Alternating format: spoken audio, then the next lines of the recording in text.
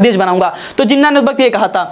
तो अब देखिए, अब जिन्ना को हो गया, मोहम्मद नेहरू हो गए और महात्मा गांधी। देखिए महात्मा गांधी को क्यों कसूरवार माना जाता है, क्यों जिम्मेदार माना जाता है?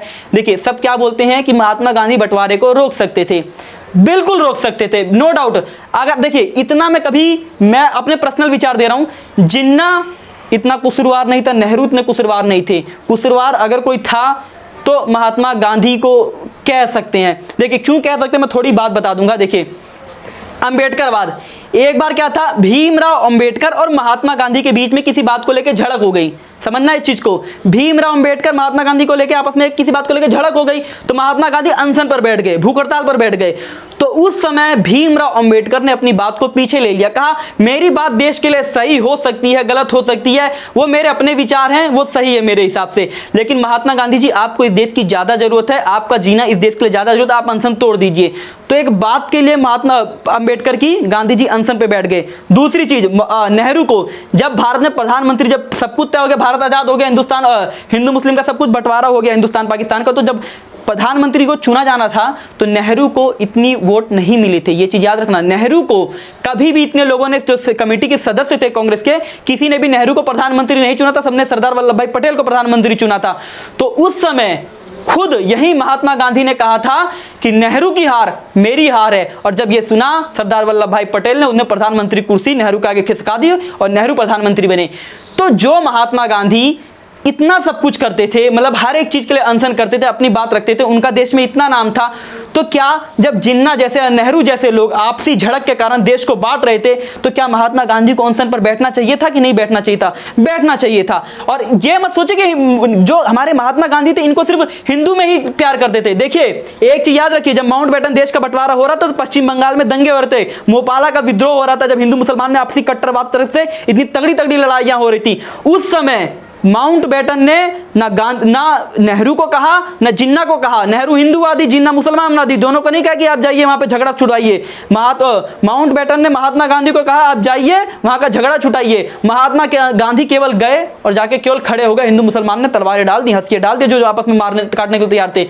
तो हिंदू और मुसलमान दोनों ही महात्मा गांधी की इज्जत करते थे, लेकिन महात्मा गांधी उस वक्त जब इन दोनों की ख्वाहिशों में, जिन्ना का प्यार, महात्मा नेहरू का प्यार, इन सारी चीजों को लेके उस समय महात्मा गांधी खामोश रहे, जिसका खामियाजा देश का बंटवारा था। अगर महात्मा गांधी उस समय अनशन पर बैठते तो हिंदू मुसलमान लाख गुना ज्यादा, जिन्ना और नेहरू से लाख गुना ज्यादा गांधी को प्यार करते थे और हिंदुस्तान का बंटवारा ना होता। खैर, वीडियो की शुरुआत में मैंने क्या कहा था, यहां तक ये समझिए, अब आपको सब कुछ पता होगा कि देश का बंटवारा क्या होगा। और लास्ट में मैं जो चीज बताना चाहूंगा कि जो मैंने कहा था कि क्यों हिंदुस्तान में मुसलमानों को क्रिटिसाइज किया जाता है, और मैंने कहा था कि क्यों वंदे मातरम कहा जाता है, क्यों मुसलमानों पर इतना फोकस किया जाता है। तो इस चीज को शुरुआत, इसकी जननी कहाँ है? क्यों मुसलमानों को हमेशा ये कहा जाता है कि पाकिस्तान के बारे में ज्यादा सोचते हैं या पाकिस्तान के प्रति इनका ज्यादा लगाव रहता है, क्यों हमेशा ऐसा सवाल किए जाते हैं? तो मैंने शुरू में ही कहा था, तो इसका जवाब क्यों, ये क्यों वाला जो शब्द है ना मुसलमानों के साथ, ये इसी बंटवारे के साथ चालू हुआ। उससे पहले तो सब एक थी, इसी बंटवारे ने जन्म दिया कि मुसलमान पाकिस्तान के प्रति ज्यादा वफादार है। ये चीज क्यों थी? देखिए इस चीज को अब आराम से समझिएगा कि क्यों मुसलमानों के प्रति इस तरह कहा जाता है, क्यों मुसलमानों को ऐसा कहा जाता है। देखिए इस्लाम में ना, जिस तरह हम आरती पढ़ते हैं, हम हिंदू हैं, हमारे यहाँ आरती पढ़ने के कई सारे तरीके। हमें क्या कहा जाता है, आरती अगर पढ़ना है तो दिया होना चाहिए, आपके पास बाती होनी चाहिए, आप मंदिर में जाइए, घर में एक मंदिर बनाइए, कोई मूर्ति हो, कई सारे नियम कायदे कानून हैं हमारे दिया आरती पढ़ने में। सेम ऐसे ही नमाज पढ़ते वक्त कई सारे कायदे कानून हैं कि आपको नमाज में इस तरह बैठना है, हाथों को इस तरह करना है। आप सिया सुन्नी में भी देखिए नमाज पढ़ने के कई सारे डिफरेंस आएगा। तो बहुत सारी चीजें हैं, नमाज पढ़ने में भी कई सारे रूल लिखे हैं।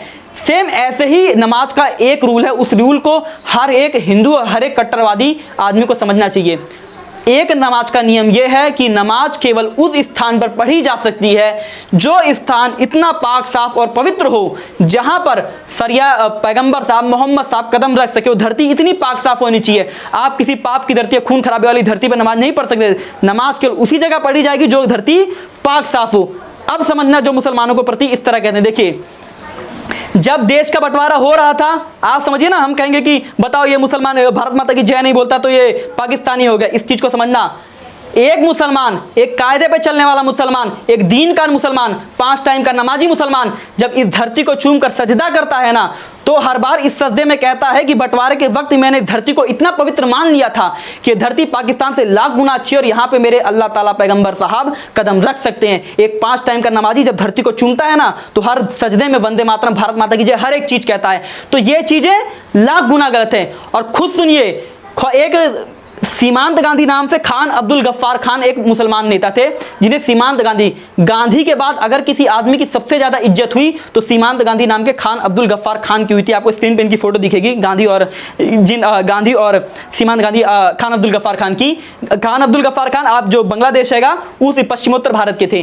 तो खान अब्दुल गफ्फार खान से पूछा गया कि बताइए आप हिंदुस्तान में जाएंगे कि पाकिस्तान में जाएंगे, देश का बंटवारा तो हो रहा है। तो खान अब्दुल गफ्फार खान ने साफ कहा था कि पाकिस्तान की जो धरती है ये बंटवारे की धरती है, खून से धनी धरती है, इसमें लाखों लोगों का खून शामिल है, इसलिए जो धरती खून से सनी हो वहां मेरे अल्लाह ताला पैगंबर मोहम्मद साहब कभी कदम नहीं रखेंगे, हिंदुस्तान में रखेंगे। इसलिए मैं धरती को चुनता हूं, मैं इस धरती को इस पाक साफ मानता हूं कि यही मेरे अल्लाह ताला आ सकते हैं और मैं इसलिए यहां पर नमाज पढ़ता हूं।